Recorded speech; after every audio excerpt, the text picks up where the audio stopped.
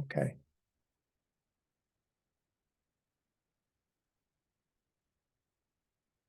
Thank you all for coming.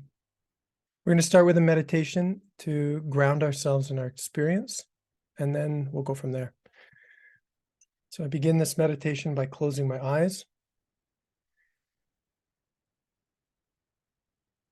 When I close my eyes, I don't have to process my visual field, and my experience becomes a little simpler.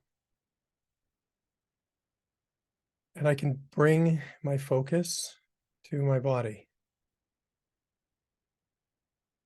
and specifically the physical weighted heaviness of my body. And I can feel that gravity is pulling me down into the ground.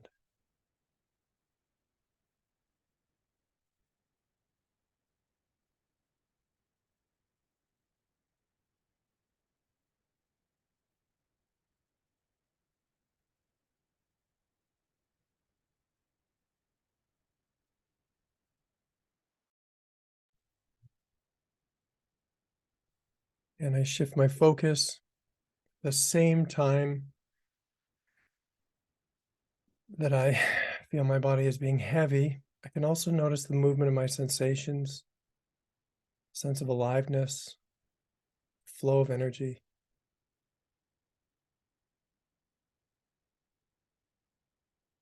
As gravity pulls me down into the ground, my body is moving. Gravity doesn't stop my energy from moving or my sensations to move.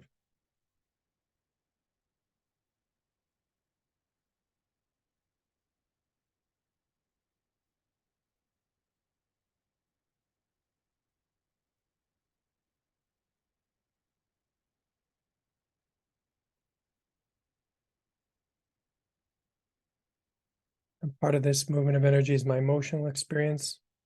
I check in with how I feel emotionally.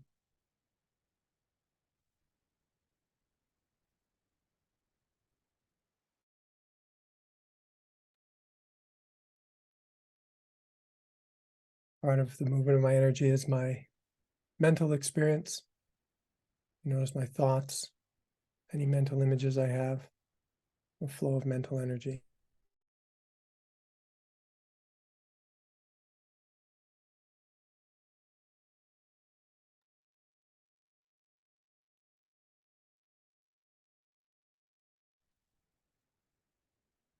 And I'm aware. I shift my focus from my thoughts and feelings and sensations to the experience of being aware.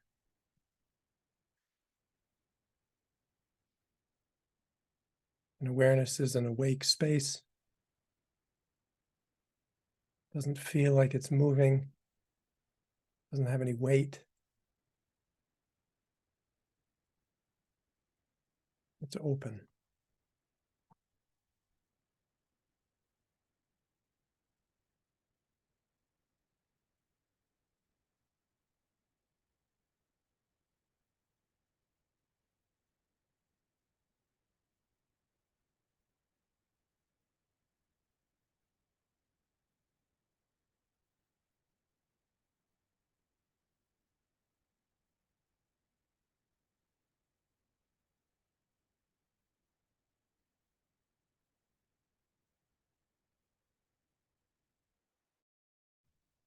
And if we reflect on what we've done in this meditation, if you want, you can open your eyes. I mean, you could open your eyes at any time, but I'm going to move on from the guiding part to the talking part. If we reflect on what we've done in this meditation, we have shifted our focus. And you can do this with your eyes it's like the difference between looking at the foreground of your experience and the background of your experience. You shift the focus of your eyes and you can focus on the things that are really close to you, and you can focus on the things that are further away from you. And with your eyes, you do this by relaxing or contracting. When you contract your focus with your eyes, you can read a book or get the microphone that's in front of your face. But if you relax your eyes, you can see the trees in the distance. And so physically in our eyes, we have this wonderful capacity to shift our focus, to bring different things into focus. It's the same with this meditation, that we're just shifting our focus between different aspects of our experience. So to feel my physical body requires a certain kind of focus. To feel the aliveness in my body requires a more relaxed focus. And to feel into awareness requires another focus, an even more open and relaxed focus. And what's important is to know that we can develop the ability to shift our focus in this way, most importantly, to relax our focus. But also, it's important to recognize that this whole spectrum, from sort of the foreground to the background, this whole depth of field, all exists in the same place. So what that means is that the same time that my body is physical, at the same time that it's a heavy object being pulled into the ground, there's also energy and movement, and there's also awareness. There's also space. So if we just take a moment to see if we can relax our focus in a different way, we just allow sort of all these layers of our experience to coexist.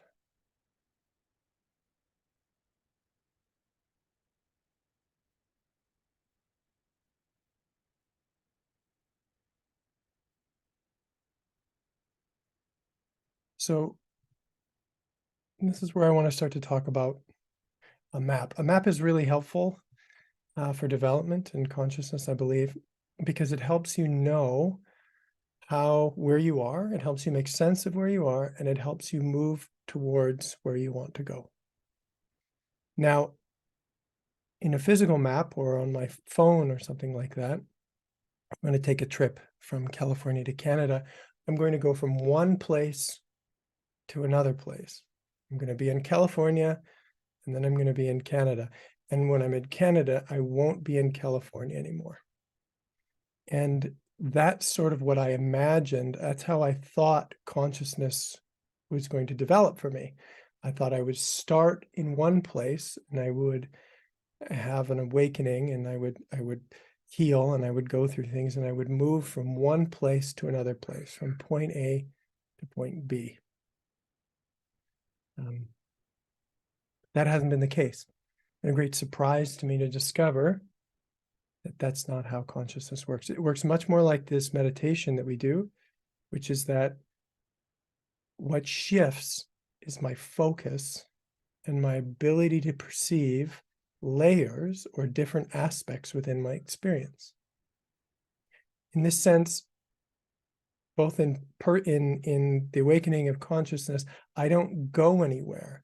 I stay in the same place, but there's a greater openness in my focus and a sensitivity to perceive many different aspects of my experience at the same time.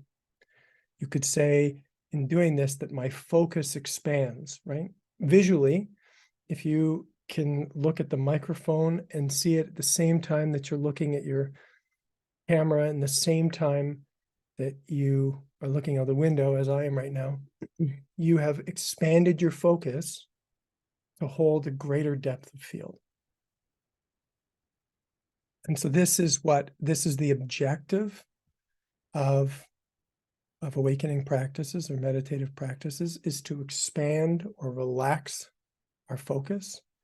And we want to do this for two reasons. One is because we want access to everything that's in the spectrum, but ultimately we want to relax as openly as we can so we can see what is fundamentally true about the experience of being conscious.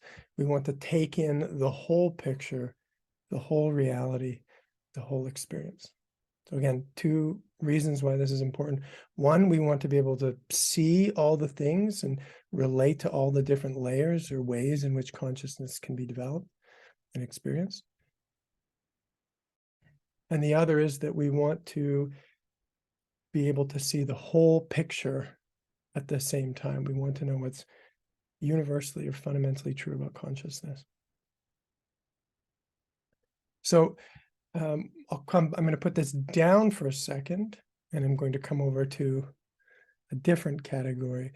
A map of consciousness for me must also include a map of our humanity, a map of the experience of being a human. It's not a very helpful map, I believe, if our experience of consciousness and experience of our humanity don't fit together. So we can also shift our focus to look at, from a human perspective, what is a map of our personal human experience. And it's very similar, as you notice, or I would say it's actually the exact same. But if you notice in this spectrum, or in this meditation that we do, we're talking about feeling our body, that our body can be felt as a spectrum of experience. And a really simple way to describe that is that your thoughts are moving. You have an active mind, or you have thinking going on. You notice that your thoughts never run into any of the objects in your physical reality. Like this, you never have thoughts that run into your skull or run into the wall or the window, because they exist in a different layer of your body. Experientially, your thinking is in a more subtle layer that's kind of independent from your physical experience. So the similar map for our body is that I can feel myself physically in my chair, that my body is a physical object. This is true. But if I soften the focus of my body, again, I'm alive. I can feel a sense of aliveness and energy. And what I notice about the movement of my sensations and the flow of my energy is it's very fluid. There's continuous movement.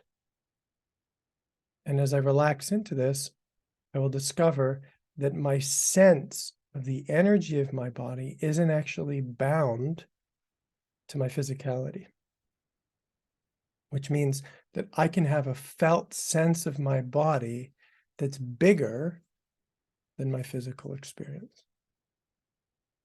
And we'll bring our focus to this more in depth later. And one of the elements of this energy, again, is I have an emotional experience. And again, my emotions move through my body continuously. They're very fluid. At the same time that I'm sitting in my chair, my emotional experience just feels like it's moving all the way through my physical body. Well, my emotions don't really run into, like my collarbone. They just seem to pass through my experience of my body because they're a more subtle layer of my experience. So I can check in. Again, I check in to see I'm sitting in my chair. I can feel grounded in that. And at the same time, I can have a very fluid emotional experience. And at the same time, I can have a busy mind or a quiet mind. I can have mental experience that's doing all kinds of, moving in all kinds of ways. And I could say that all of this is moving through my body. I can say that my emotions are moving through my body. But I could also say that my emotions and my energy are moving through my awareness. And in this way, awareness is like my body. Awareness is my body. Awareness is the place that my thoughts and emotions and sensations move. It's me. It's not some foreign space. It's an intimate, personal space of me. There can be a sense of space in my body.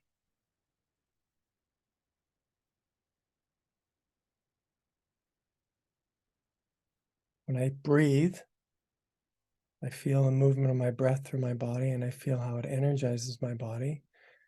That breath is passing through space. That's why there can be this sense of movement. If there wasn't any space in my body, nothing would be able to move. And that would be probably very, very uncomfortable.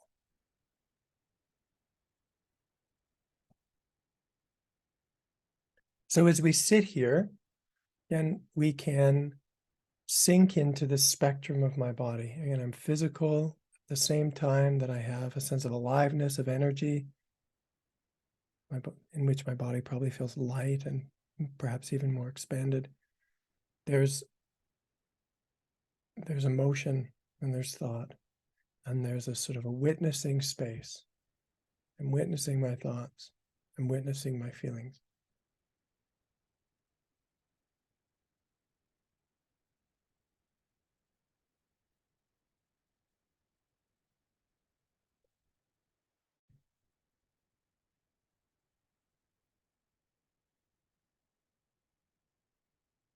So as I say this, I expect that in our group today, we'll have a wide range of experiences of what this feels like for you, what elements of this are in focus for you, what elements of this make sense to you, what doesn't feel clear. And again, as my intention today is that wherever you are, whatever feels true for you, we can help draw a line from where you are to where you want to go. And there are two principles in this experience that are, this is how we're going to travel. This is how we're going to get from the not point A to not point B. This is how we're going to have an more expanded experience of our human experience and of consciousness. And those are space, or openness, and movement. These are the two things that we are going to do to travel, to get to where we want to go. If I want to go somewhere, I'm going to need to have more space, a more relaxed experience, and I'm going to need to have more movement.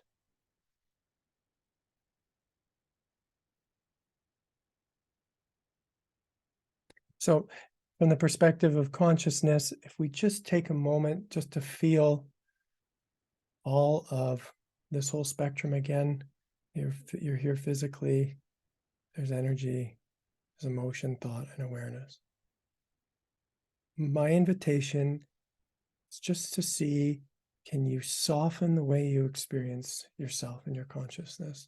Can you relax your focus even more?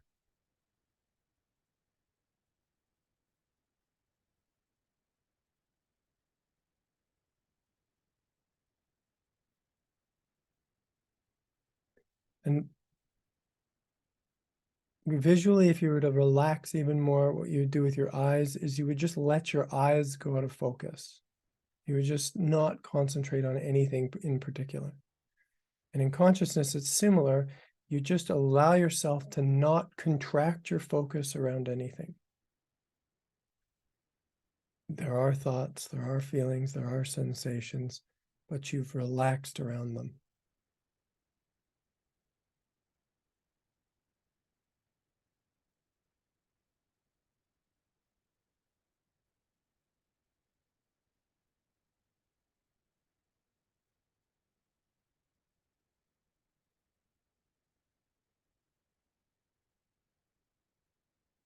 We just see, we relax into this a little more, and I soften my focus, and I soften the way I feel my body, and I relax into the experience of being aware.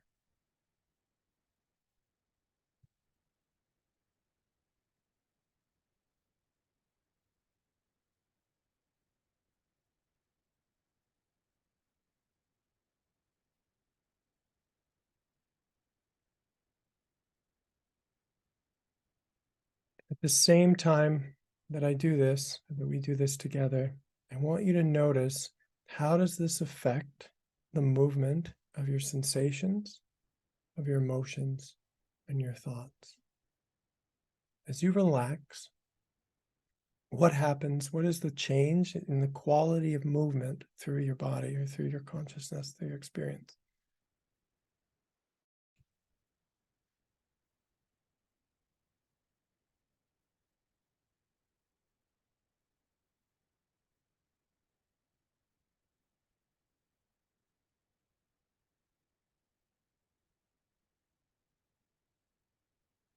I would say that we have created more space and less resistance to movement.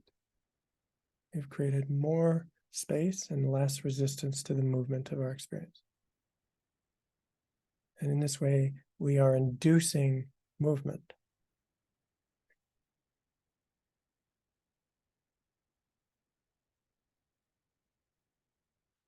So very simply, from a sort of meditative perspective, from a sitting still, focusing on consciousness perspective, the way to travel in consciousness, the way to develop, is to relax and to allow more movement.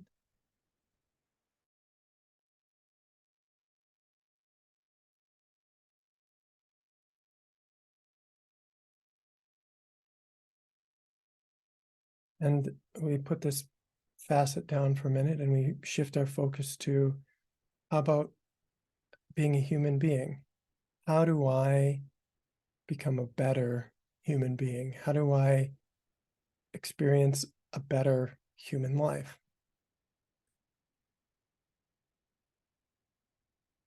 So I want you to take a moment. We're gonna test this out. I want you to think about what is really important to you. It might be the reason you're here. It might be the reason that you've had children. It might be the reason you've started a business. I want you to just think about something that's really important to you.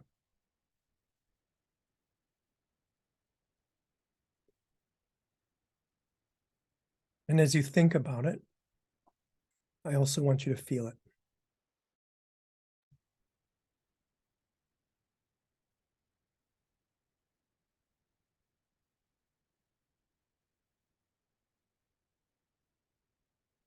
Notice the sensations that comes with this desire that you have. Notice the emotions that come up.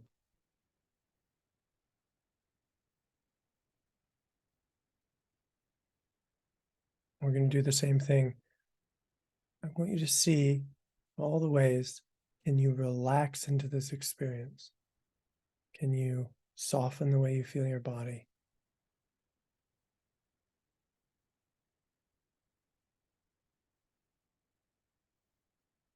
Can you expand your focus to include your thoughts, feelings, sensations, and awareness? Can you relax into the experience of being aware?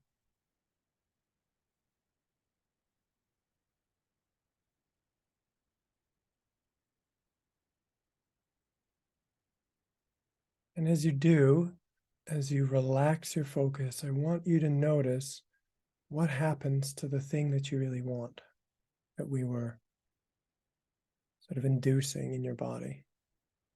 When you relax your focus, what is the quality of the experience that we were cultivating?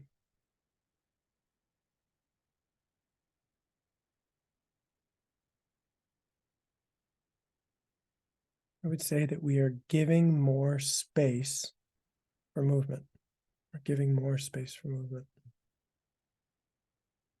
And because the things that we want are thoughts, feelings, and sensations, because they're energy, because our desires and intentions are made out of energy, they will move into the space that we are creating.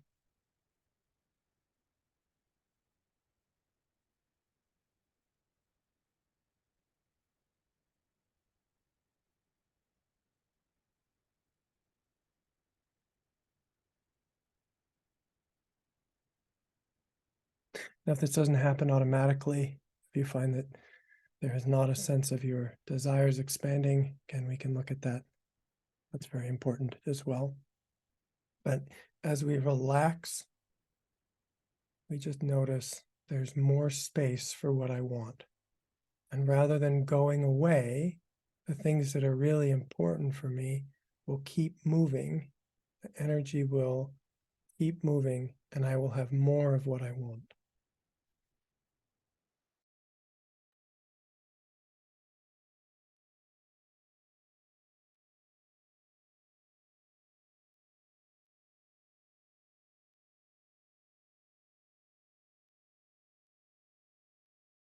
You could also say, I will have more of myself. I will have more of my energy. I'll have more of my desires. I'll have more motivation. I'm relaxing and allowing more of myself, my vital energy, my personal experience to take up more space. I'm creating more space for me.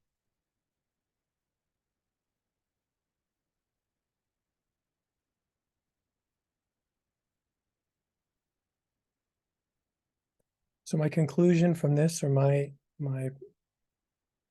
what stands out to me about this, is that what is good for consciousness, or what is good for my experience of consciousness, is also good for me as a human being.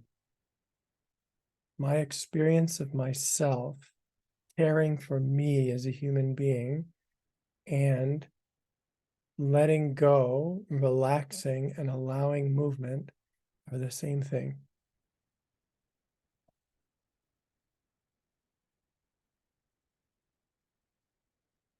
My body is made of consciousness, and consciousness is my body.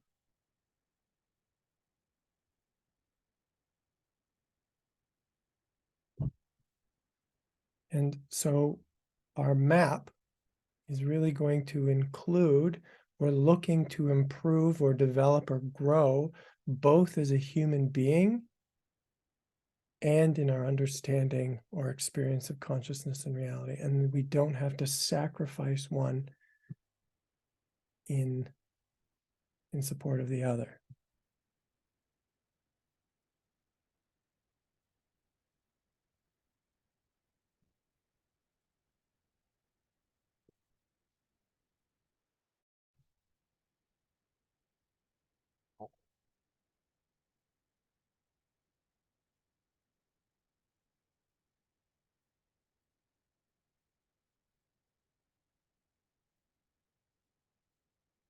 So again, in the development of our consciousness or our awakening, I'm not traveling anywhere. I'm not going to a different place. I'm simply relaxing into more of the experience that I'm having now. And as I do this, one of the first things that's going to happen is this sense of movement, the sense of energy is going to intensify.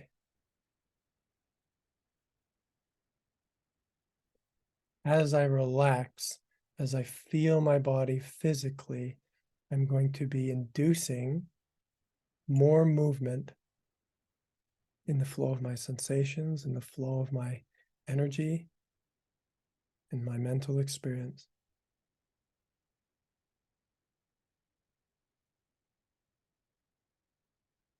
And in doing so, I'm going to feel less like a physical object, or I'm going to feel more like my body is made out of energy.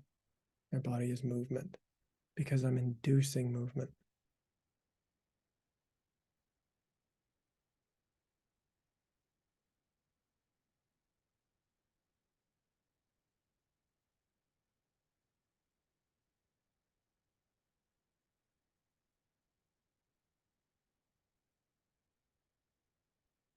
Again, I put down my map of consciousness and I come over to my map of being a human being here.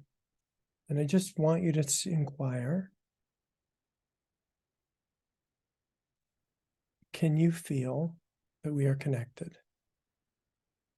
And just ask your body, does your body know that I'm here feeling my body, that we are feeling our bodies together?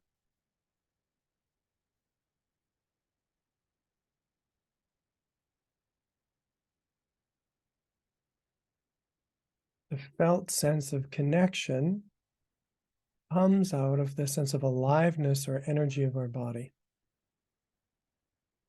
When I feel connected to someone, or when I have felt connected to someone, what we are describing is that in the aliveness and the energy of my body, I can feel that you are here with me.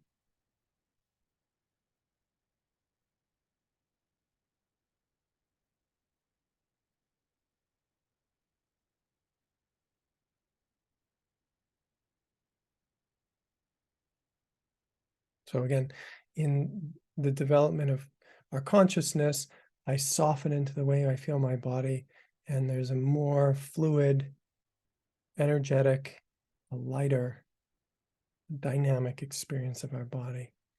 And in relationship as a human being, this means that I have more access to the felt sense of connection.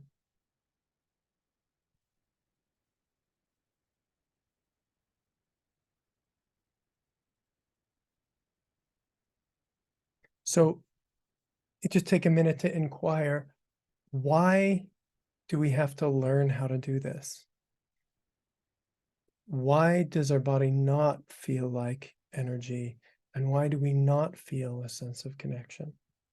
How does it come to be that human beings are awakening to this? That we are learning or relearning this? And my answer is that there's trauma. Universally, there is trauma. And what trauma is, very simply, is that I have to stop movement by contracting. Trauma means that I can't allow an experience to move because it's overwhelming. So if we think about this personally, again, if we go over to our sort of personal map of consciousness, there's a movement of sensation or emotion which is too overwhelming for me. And in this, I have to stop it from moving. The way that I do this is by contracting around it. So over the course of my life and my development, and I have contracted around all these experiences in my body or in my consciousness, energy, motion, physical sensations. And this has reduced or narrowed my focus or my ability, my depth perception, because I've contracted. Just like if you were reading a book and you weren't able to see what was going outside your window. So it's the management of my personal experience has caused a slowing down or a reduction of movement or energy in my body. I have less energy. My body feels more solid because I've sort of frozen the movement of my body or my nervous system or my energy. And I've reduced my depth perception because I am contracted. And relationally, you could say that this is true as well, that I stop movement because it's overwhelming. But I would emphasize here that I have stopped expression and I have stopped receiving. I have contracted out of connection because connection is either too painful or unavailable. These are not a place for my energy to go, for me to express, or what I'm receiving is too overwhelming. So from a human perspective, I have shut myself off. I have contracted out of connection. And this has leaving me feel disconnected or unseen, feeling separate from other people, and managing my experience in opposition or separate from other people's experiences. This is my answer as to why we have to wake up and heal. This is where I started from. Of course, all of us today have our own experience of this. So if we think about our map from, again, if I say to relax in this moment, the way that we travel in consciousness to relax and to allow movement.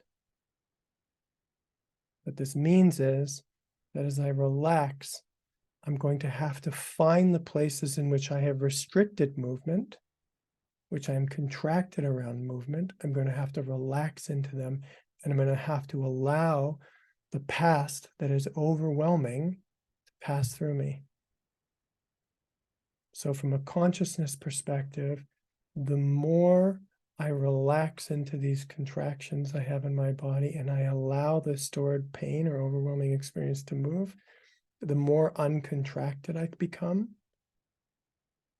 the more I can perceive my body as a flow of energy, and the greater depth and openness I can hold in my experience of being conscious. And relationally, and as a human being, being uncontracted means that I'm returning to relationship. I'm learning to express my energy into life and into relationship where it wasn't received. And I'm learning to receive in others where previously I had to keep people out. So again, relationally, what this means is that my growth is actually to participate more in life. My growth and development is to discover and bring more of myself into the world. And my growth is also to be able to receive more people from other in this world. This is the vehicle, how I learn how to bring what is my gifts and what is innate to me into the world, and I support this in other people. And what this means is that I'm living in a sort of life affirmative, collaborative, co-creative world in which I can communicate, I can create, I can express, I can receive other people, and I am an active participant in the human experience. I'm continually a more active and available participant in the human experience.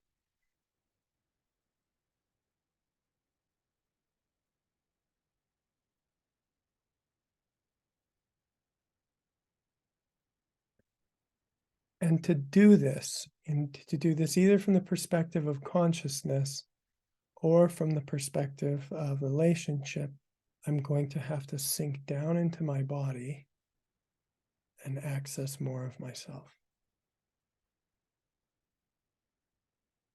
So we take a moment, again, we take a moment, we relax together, we soften the way we feel our experience physically,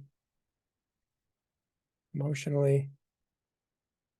We give our attention to the fact that we're aware, we soften ourselves. And then I sink deeper. I notice the pull of gravity, and I sink even deeper into my body.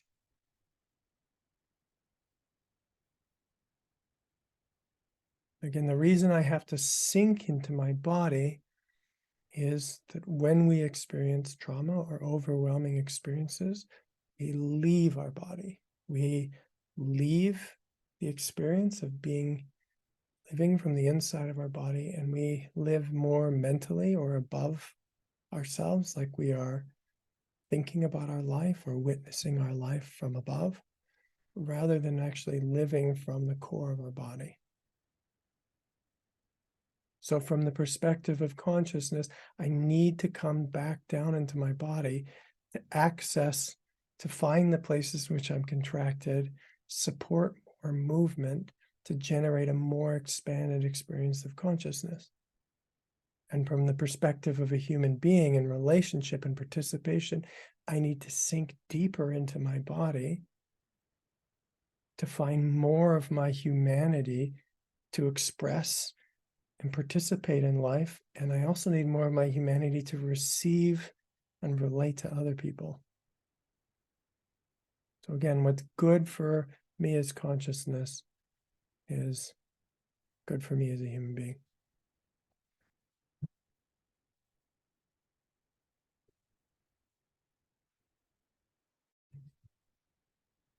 So I have some more to say about a sort of a direction and flesh out this map. And I'd like to take your questions or comments.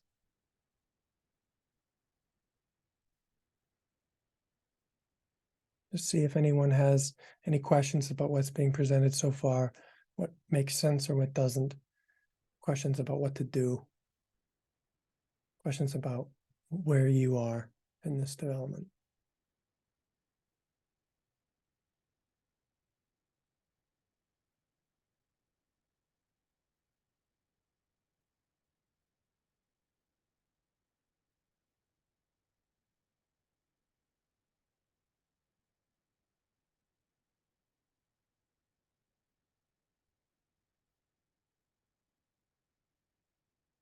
And as we wait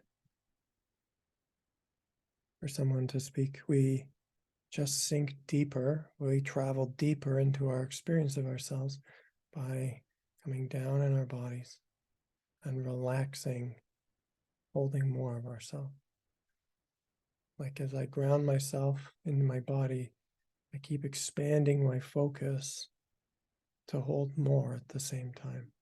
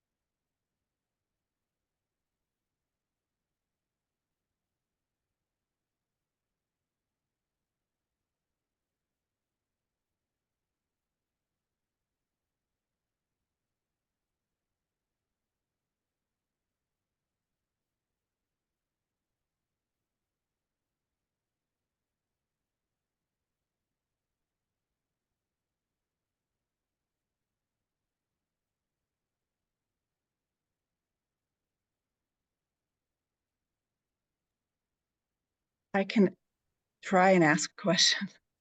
I've kind of got this web of questions kind of colliding, having to do with the experience of, the practices that we've been doing and feeling more spaciousness. And within that, noticing a question about volition. Because I've noticed, of course, when I relax and there's spaciousness and I start feeling these, expansive, connection to all, love, bliss, is I have no question about volition. But when I open to some of the more difficult sensations moving through, like anxiety, which is something that's chronic with me, there's a not liking, not wanting, wanting to do something with it. Like, what's my responsibility here?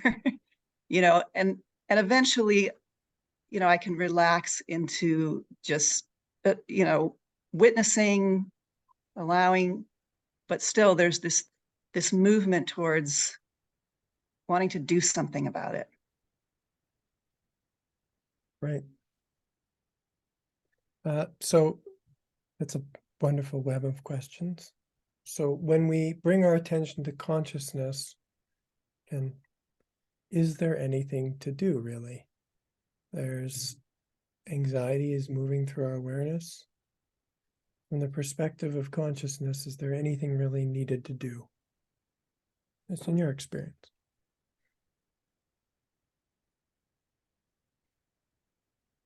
No, I know that's true. And yet there is this energy of wanting to, any, you know, of aversion. Absolutely. So I hear your long no, like with a no with a caveat. And that is to realize that this is where the human experience is different. In the human experience, there is something to do. There is something to do. When, for example, you're hungry, we take something simpler. When you're hungry, you eat. You wouldn't get confused and say, I am consciousness.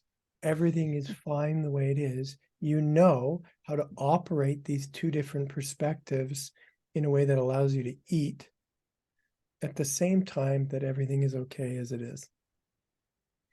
Where it gets confusing for human beings is when in the past in my development, connection hasn't been available, co-regulation hasn't been available, expression hasn't been available, being cared for, being met gently hasn't been available.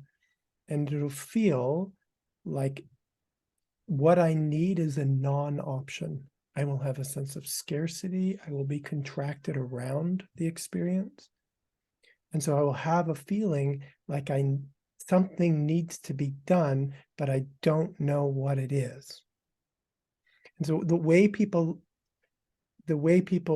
and myself included, if you have some breakthrough in consciousness, you will say, oh, I want to be over here where there's nothing to do and it's totally fine. And because this is confusing inherently, and I have unmet needs that I don't have a solution for, I want to be spiritual. I want to be consciousness as a way to help me solve this problem. And that's part of the solution. Part of the solution is to relax. Absolutely part of the solution. So we just take a moment. We just notice there's anxiety. It's not going to hurt to relax around it.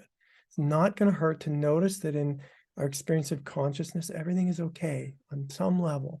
There's different ways in which we can experience that, how okay things are, even if there is anxiety. So we relax into it. But from the human perspective, we start to realize I'm going to need to express. I'm going to need to be received. I'm going to need connection, and I'm going to need to participate. That the reason that I'm contracted is because there's been a lack of access to human connection and participation.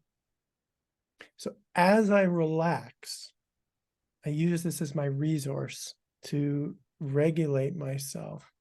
As I relax, I need to look deeper into the experience of anxiety. What am I anxious about?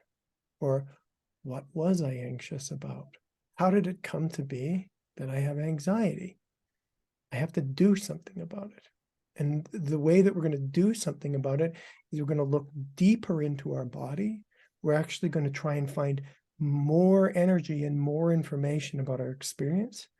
And we're going to look to relay that, to express it to someone else. This is the sort of fundamental practice of relational practice or trauma work, is that when I feel stuck, I sink deeper into myself and I create relationship for the parts of myself that weren't in relationship. Now, for what this does for consciousness is it will drain out a pocket of energy that's causing me to be contracted, and I will exist more in this openness, and there will be even more flow and energy through my experience. What this does for a human being is I will create a bridge between my inner world and life, between other people, that will allow me to participate from an even deeper place from within myself, to be in relationship in a deeper place, to be receptive, to be listening to life from a deeper space, and to express from a deeper space into life.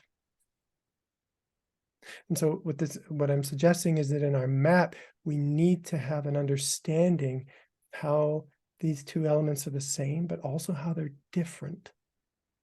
There's a difference. As a human being, it's not okay. Things are not okay the way they are. I want things to be better. I don't want to be overwhelmed. I need connection. I have needs. All of these things actually don't disqualify us from being consciousness or having more expanded experiences. They are actually the doors to the movement of energy that we need to relax into this greater experience. So what this means is that all of the contractions that we experience in our humanity, all the problems that we have, actually are the solutions or the rocket fuel to take us to a more expanded experience of consciousness. And this expanded spirit of consciousness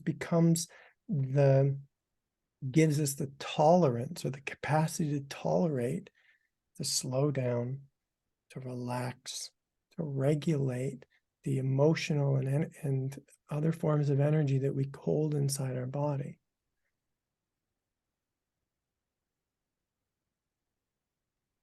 And how does that all sound? My web of an answer to your web of a question. Oh, it's perfect.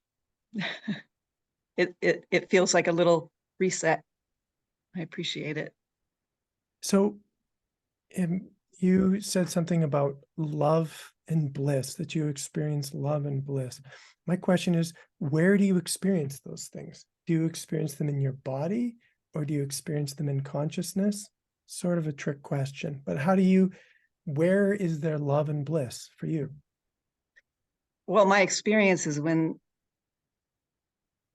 I look for it, it dissolves those distinctions. Right.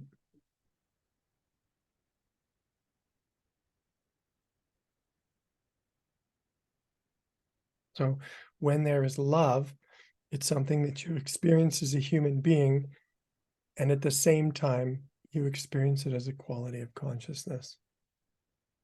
This is part of the journey, is to dissolve the frozen separateness that separates me, that there's a sense of me that is separate from the rest of my consciousness. Every time we find a pocket of frozen energy or separated energy in a part of our body and we relax into it, we create movement. This movement is happening in our body and it's happening in consciousness. And this movement actually expands and passes in a more fluid way beyond the boundary of our physical body and dissolves the sense of separation between me and consciousness, which means that I can feel my body and I can feel my depth of experience more easily, simultaneously, because I'm more relaxed, both as a human being and as consciousness. So what this means is when there's something to do, when we feel like something is not right, we want to turn towards this because we can learn to participate actively in this dissolution process. We don't want to avoid it. Avoiding this feeling or participation in what's happening in our body is how we stop the expansion of consciousness. It's how we get in the way of it if we were able to. I haven't found it very easy to get in the way of that process, but fixing ourselves, healing ourselves, attending to the pain that we carry and the problems that we have is our vehicle to a higher state of consciousness. And conversely, higher state of consciousness, understanding and feeling into some of the qualities of consciousness help us connect deeper to our body and relax and support the aliveness and movement that we were born to participate in life with.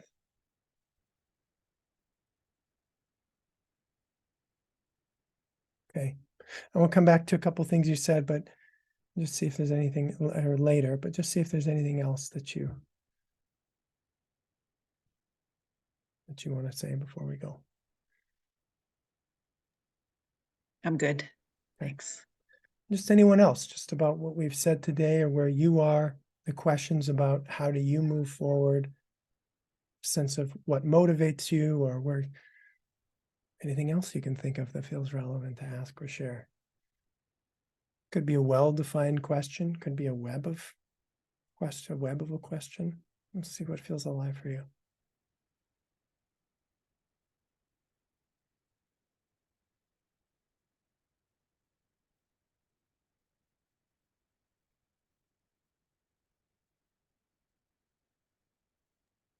Hey, I have a question.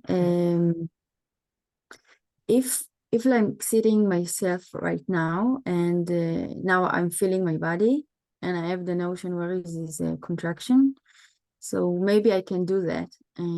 But if I'm with people, I'm going out or doing something, and it comes, what do you do when you are outside and in interaction? You are stopping, you are going outside, you... Well, one traditional solution, there's a traditional solution, which is to become a monk or to move to a cave and say, I'm going to try and avoid those situations altogether. And I'm just going to sit in a place where I can do this. And you say you can do this. I agree. People for centuries have said, forget it. I'm not going out.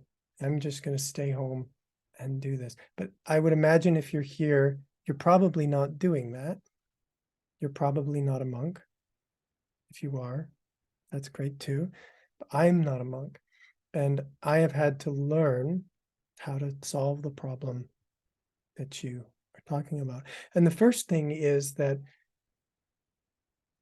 I start to get an appreciation for the experiences that I need to be successful, the environments that I need to be successful in practicing. And what that means is if I'm not going to just remove myself from life completely, I have to prioritize the spaces that help me to be really successful in learning this. So I will have some amount of a personal practice, a meditation or a contemplation practice, time when I'm with myself.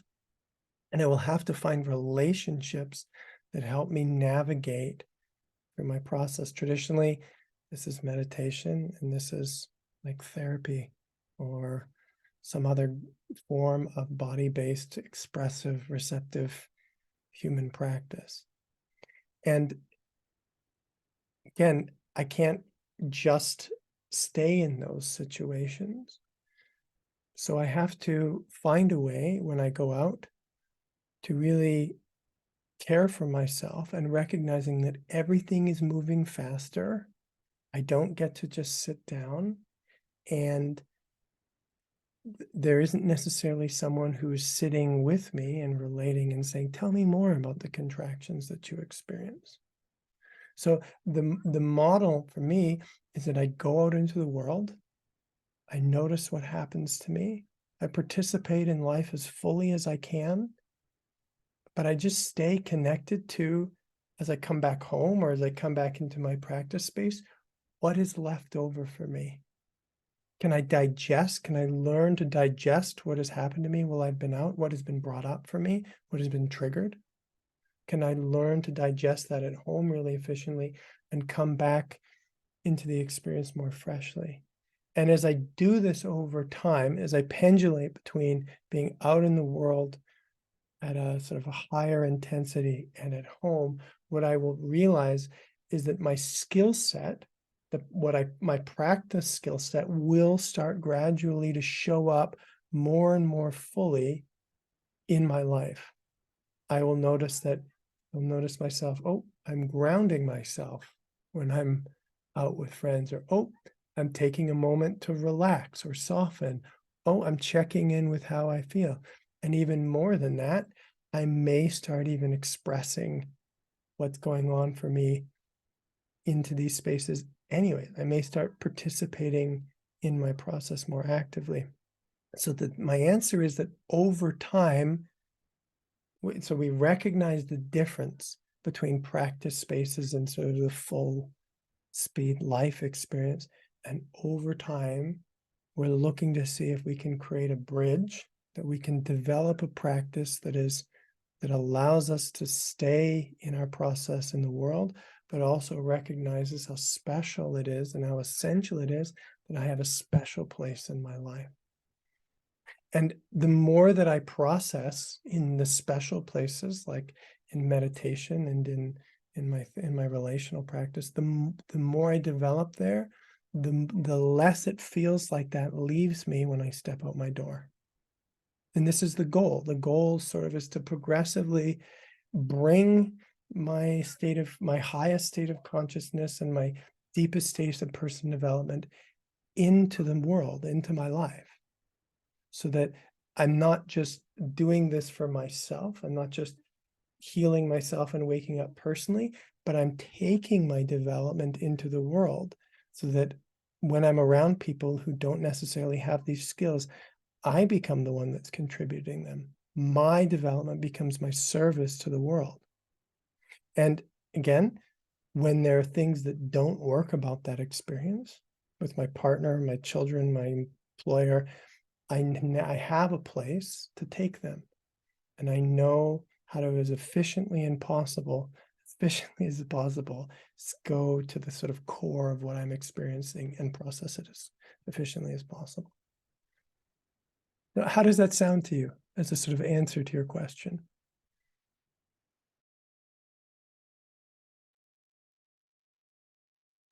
Thank you. Yes. So some version of that is happening to me right now, right? This morning I was like, what am I going to talk about today? What am I going to talk about? And then how am I going to present this material? I come today and I just participate.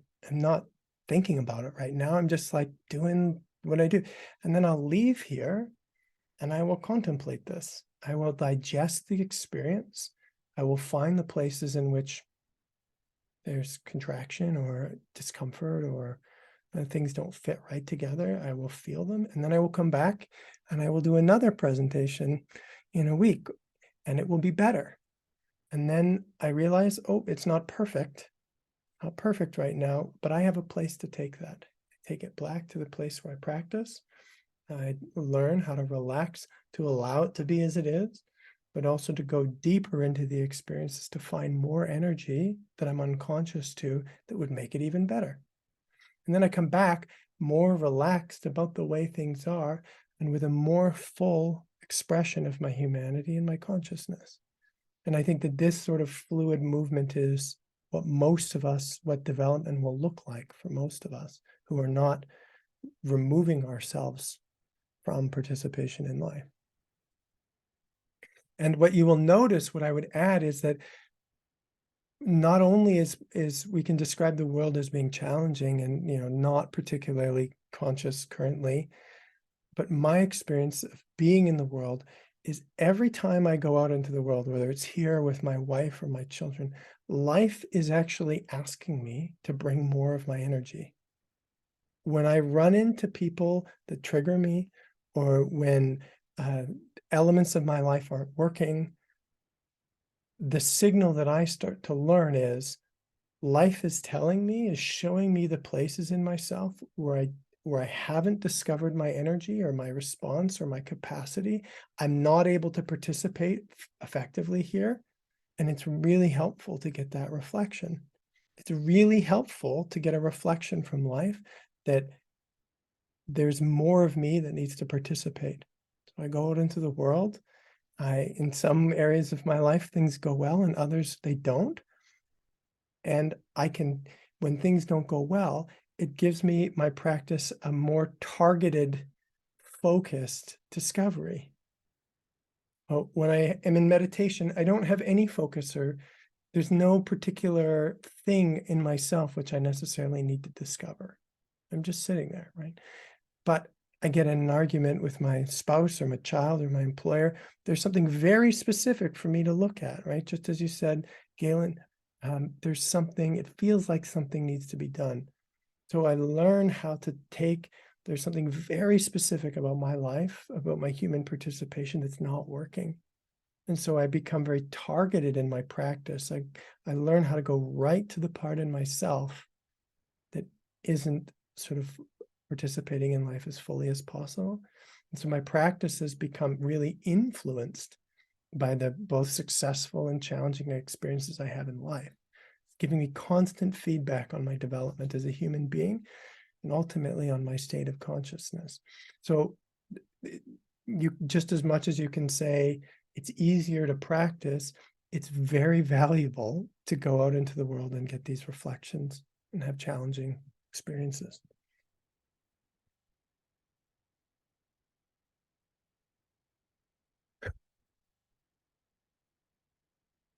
Okay. So if you think about the map that we've described, a lot of it is how do I go about relating to my experience? What is the sort of lifestyle or strategy or orientation that helps me sink deeper in myself? This map's fairly functional. A lot of it is about what do I do? And what I do is I relax and I really look clearly at what's happening in me. But where does this go? What is the path of this? Where does this take us? I want you to think about physics. I don't know much about physics, but I know this much, that if you take a piece of physical object, right, from a physics perspective, one way we can look at that is matter. This is matter. But if you looked even closer at it, what you would start to realize is all these particles, allegedly. It's these particles that moving super fast, banging into each other. And you looked even closer at that, you would see those particles are just made up of waves of energy. If you look up even closer at that, you'd say all those waves of energy are just potential. They're just probabilities of where where those particles could be. If you look even closer, you'd say there's just space everywhere. Most of it is empty space. So the experience of consciousness or the experience of the body is very similar. I would say the exact same as that. At first, I feel only the physical and maybe mental and emotional qualities of my body. But as I learn to relax and there's more movement, my body starts to feel more and more like energy. And this energy is everywhere. Just as Galen was saying about this quality of love and bliss, that it stops feeling like energy is something that's in my body, and it starts to feel like energy and my body and my consciousness or my experience are the same. As this energy grows, this becomes more clear. There's more of a sense of a sort of a unified field or a unified quality of consciousness that feels like my body. If you look at this even closer, as it becomes more and more energized, you realize that this flow of energy actually is made up of potential, like an infinite number of possibilities. It's not even fluid anymore. It feels like frames, potential structures of light. And if you look even closer at it, you realize that all of this is just something that exists in your awareness, and you transcend, eventually you transcend all of consciousness. And from the consciousness perspective, that is a beautiful journey. But what it means for human participation is we start to experience human life as having more and more possibility and potential. We become increasingly enthusiastic or optimistic about our ability as human beings to function, to participate, to solve problems, for the world to experience transformation. And we begin to be able to bring the solutions and understanding that come from these higher levels of consciousness into the world.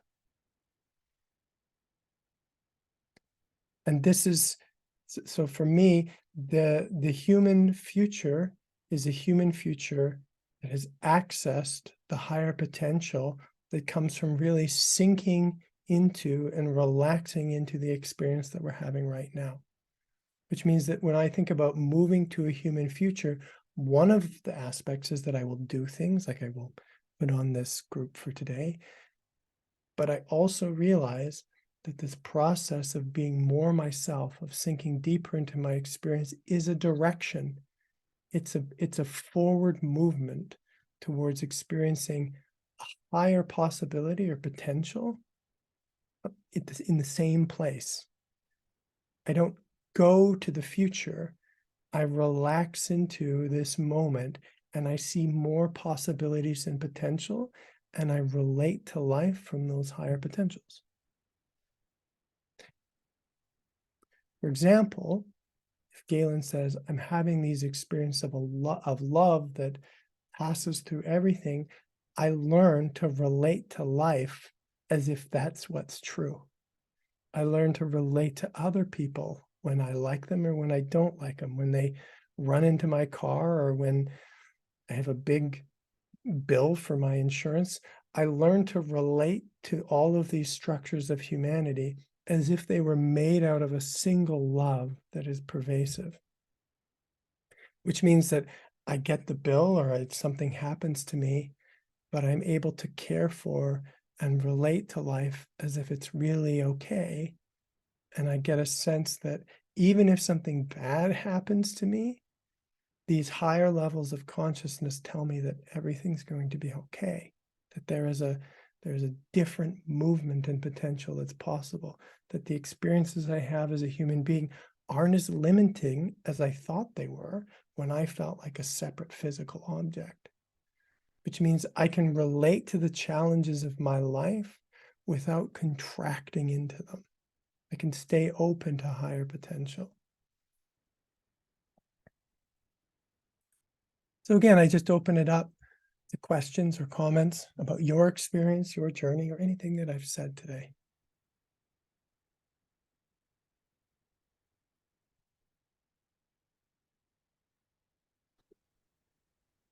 I just wanted to share that I'm feeling a lot of gratitude. Is my mic okay? Can you hear me okay? Perfectly, yeah. Pretty good. Yeah, I connected with you at the Finders course, and then I appreciated, the opportunity to come and experience what you had to share today. And I am very much appreciating the space that you hold, kind of the allowingness, the openness, the presence, which is very inviting. And yeah, and this is really helpful because I've spent a lot of years doing spiritual practice like enlightenment or bust, and have run into consistently old stuff that kind of keeps coming up over and over again. And I'm making more of an effort to actually work with it on that level because it's clear that is what needs to happen. So this is just really kind of a perfect opportunity to explore this. So I very much appreciate your making this available. That's a beautiful thing to share. Thank you. And it's true, I think universally, that spirituality now, but especially previously, has not necessarily seen or had an integrated approach, that the emphasis has been over in meditative practice or spiritual practice. And it's my great joy, actually, to invite the humanity into this world as a way both of helping human beings, as a way of transforming human beings that are suffering, but also a way as to power, like that we need the energy that comes out of the humanity to empower consciousness, to bring more energy to it. And so the emphasis is not on getting this part right. The emphasis is on bringing as much of ourself dynamically, including as much as we possibly can, which means there's much less doing it wrong that's possible, right? If I'm over here and everything is open and it's beautiful, great. And if I'm over here and everything's contracted and I'm miserable and I have pain, great. Because we're going to need the energy from here to power the openness that we have access to. And so rather than having people constantly think like, oh no, I'm leaving the good part of myself and I'm going over to the bad part of myself, it's much more inviting and life affirming to recognize it's not a mistake when we have pain or when we're contracted. Life doesn't shift us out of bliss and into pain because we're not doing it right. It's actually, it's like a bucket going into a well to get more water. I just keep putting my bucket into the well. And the question is, how much water do I want to take out of the well? Well, I have an infinite supply. The more that I go into my humanity, the deeper I go into my body, the more I will find the water that I need to nourish this fluid, dynamic, expressive, rich state of consciousness. I just keep taking buckets of water and pouring them out into my consciousness. And progressively, as we invite this, we realize it's not about getting rid of the problems. It's about realizing that every time I experience problems, I have the opportunity to empower myself as a human being and increase the energy of my state of consciousness.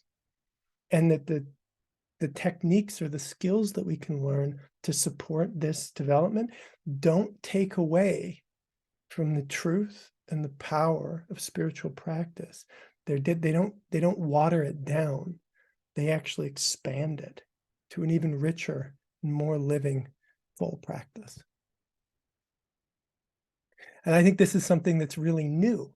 So relatively new in spirituality. So I'm very happy to share with you. Can I get into the nitty-gritty a little bit? Yeah. Okay. So I was sick for quite a few years with chronic Lyme disease, which involved a lot of neurological issues, brain fog and tinnitus and pain and all kinds of other lovely things. And eventually got over that.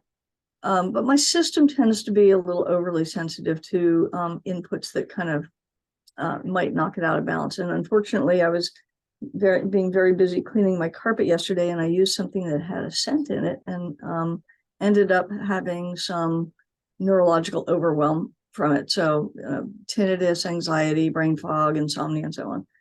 So I woke up in the middle of the night with this, and I could feel the triggering of the old trauma around how many years I had gone through this before, and could see it, and could feel fear. It was a great opportunity to practice like fear of death, fear of illness, so on. But it was also like this grief and so on that was in there, and I could feel that I couldn't quite, there wasn't quite enough balance to kind of open into the whole thing. And so as we were just sitting with you earlier today, I could feel some of that emotion coming up again. And I know that ideally it's just possible to kind of allow it, to feel the emotion, the body sensation, and allow it. And yet I can still feel that resistance there too. Yeah. So, and I know that this is part of the process, but I just want to, yeah, here it is. It's beautiful that you know that, and you can turn to that, and that you can welcome yourself and your experience. The one statement that I pick up on, you said, ideally, I would be able just to witness it, but there's resistance. And this is where relational practice is really beneficial, because the more that you talk about what you're experiencing, what happens to me is I become really curious. Like there's like a magnetic pull from what's happening inside of you to my attention. I want to give you my attention, and I want to know more. So instead of letting go of the resistance to it, and so that it can move more by ourselves, relationally, there's an opportunity for you and I to have a deeper connection about what is happening between us. And this begins with what you're saying now. It begins with what you know so far. But if I can relax into it and you can feel that I'm here with you, if we can create a connection, it will pull more and more energy out. It will be expressed. It won't just be relaxed into, as we would do in meditation, it will be shared. And the sharing is actually like it's a natural force that we don't utilize when we are meditating. When we are meditating, we just think in terms of sort of a movement within myself, within my consciousness, it's sort of relaxing and letting go. But there's a second dimension of movement, which is relationship. Your feeling, your grief is actually supposed to be expressed to someone who receives it. And relationship kind of is such a power to it, such a magnetism to it, that it can take us deeper than this ideal that we would have of just letting everything go, letting everything be. And we can learn to do this relationally with someone without sacrificing the personal capacity you have. The question becomes, what happens if you and I do this together? How can we empower the development that you have and support it through both of us sort of working on this or looking at it together? And this is what really excites me about supporting people who have a background with spiritual practice, is to realize how fast things move when they tell someone who really wants to know and feel with them. So when we have trauma, again, part of it is that it's overwhelming to us personally, but the other part of it, especially through our development, through our early years, is that it's like there was no one to tell. That I contract around my stuff because there was no one who could really see and feel what I experienced. If we create that person, if we find that person, if we engage, if we, as Galen said, if we do something about it, if we find someone to be that for us, be amazed at how quickly we move much deeper than the resistance that we're experiencing by ourselves.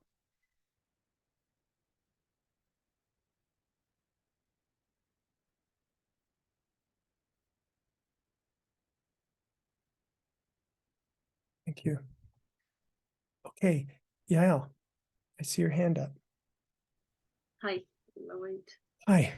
Everybody, and thank you for that. So relaxing.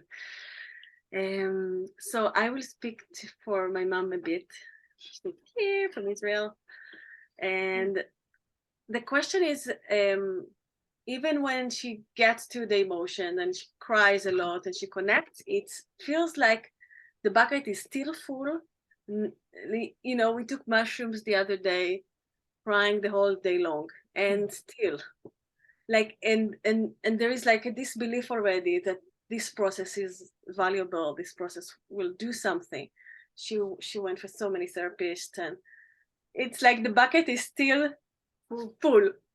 So is there, it's my mom's question, but is there like an option that this process is not helpful, or should do way more of it, or why this feeling is, you know, that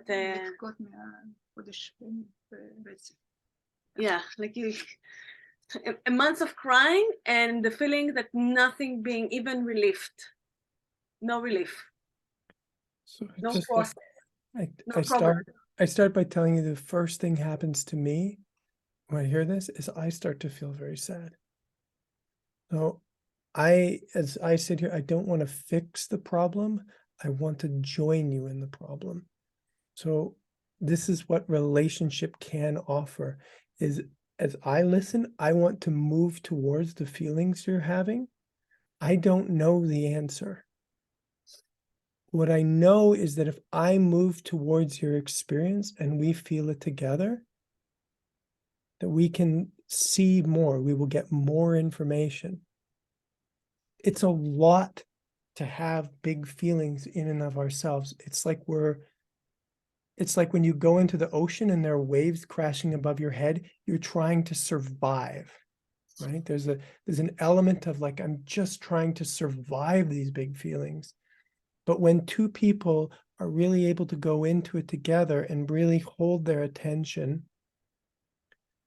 then we can look deeper. We can say, what more is there here? We can get really specific about what is happening in the body. And so my invitation is that if I sit by myself or you sit by yourself and there's no movement, the question is, for me, is like, can we look at this together? Can we go deeper into this experience and see what is happening? Right? Again, it's very similar to the last question that I received, is there are times in which I can be with myself and there's movement and that's fine. Wonderful. And there are times where I can't. What do I do when I can't care for myself? I bring someone else in to help me.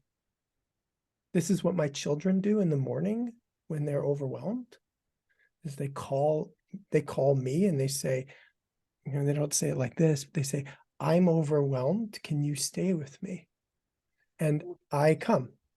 And if I come, then their capacity increases.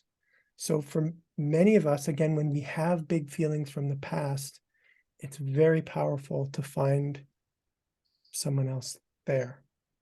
And that's the first answer that I give. And the second thing is that we can learn how to relax more, right? That at the same time that we lean into someone else, we can create a practice which helps us soften the way we feel our body, which can support more movement, because there are ways in which we contract in our body and around our experience that when feelings come up, it's like they don't necessarily go anywhere.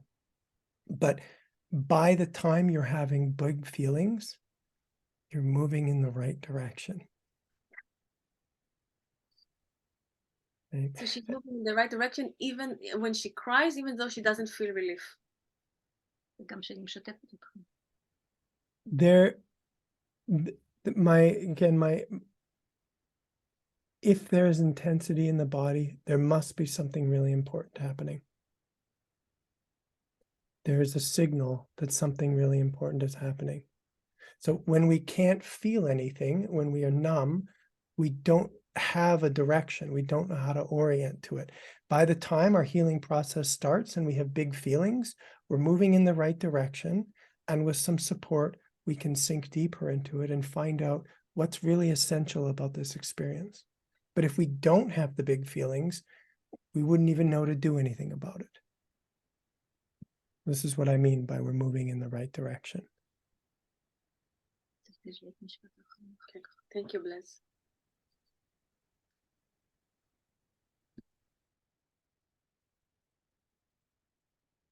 All of this, these last two questions, I find myself feeling quite tender. And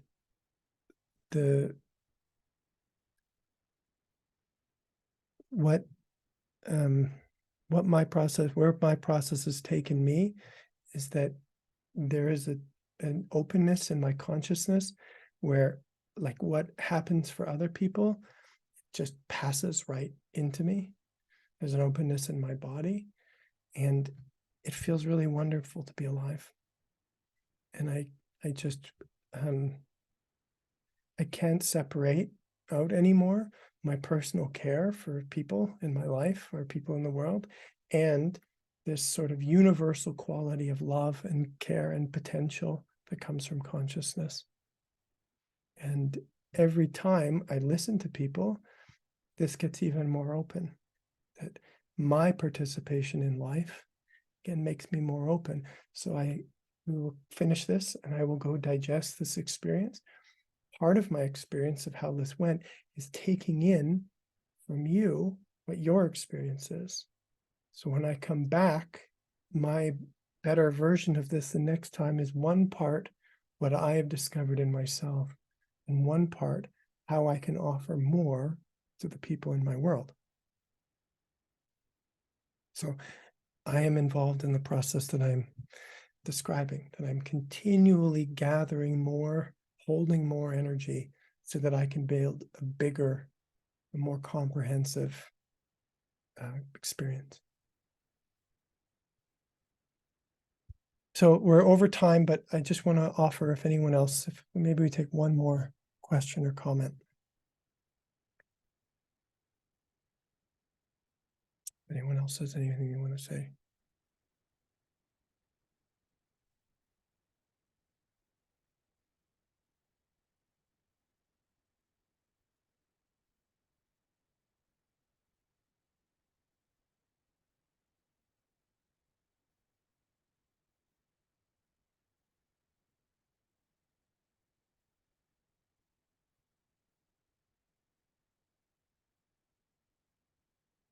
So I try to summarize the map in my presentation today.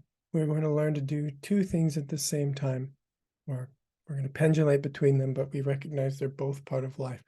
One is to relax about our life, to relax about the details of what we're experiencing, to soften our focus, to open our experience, to not contract around the things we're experiencing. Simultaneously, we're looking to care more, feel more, and participate more in our life. We're looking to create more relationship, to be more expressive, to be more receptive, to be a more active participant in life.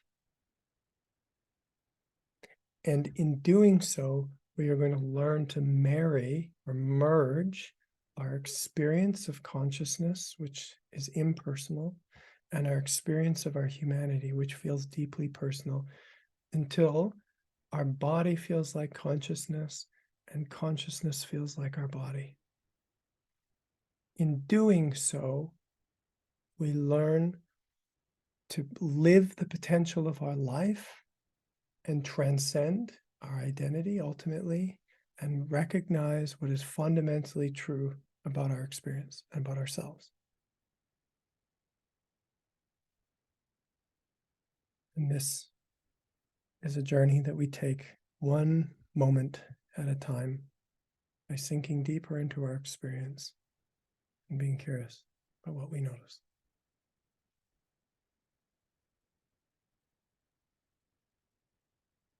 So I take sort of one more moment to do this. I close my eyes. I sink a little deeper into my body. I notice that gravity is pulling me down. Like gravity wants me to be here on the earth participating, not letting me float away.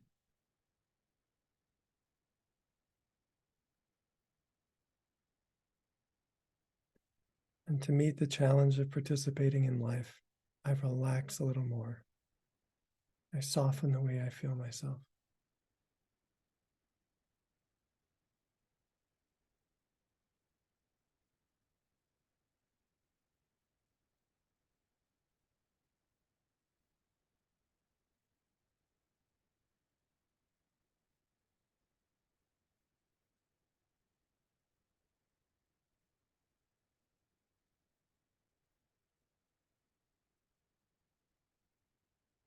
Thank you all for your care and attention. And if you have any questions or comments about your experience today, just email me.